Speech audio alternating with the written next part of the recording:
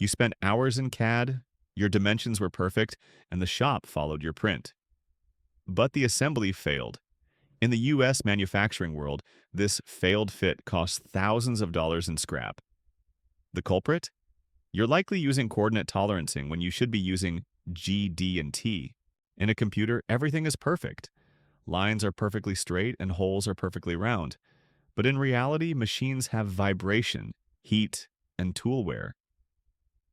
Coordinate tolerancing, your standard plus minus at ASME Y14.5, creates a square tolerance zone.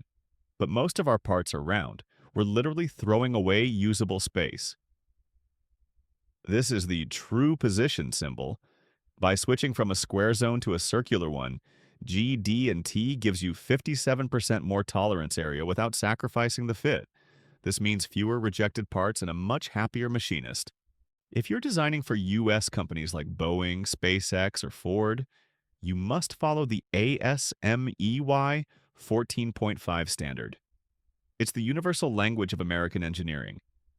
If you don't speak it, your designs are just guesses. Take flatness, for example. It ensures your mounting surface isn't warped like a potato chip before you bolt it down. Or parallelism, which ensures your motor shaft stays aligned with the housing. These aren't just symbols, they are instructions for the machine. Next time you're on the shop floor, don't just check the diameter. Look at the datum.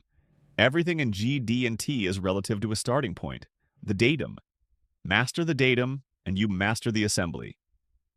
Mechanical engineering is about more than just numbers. It's about how those numbers translate to the real world. If you found this helpful, hit the like button.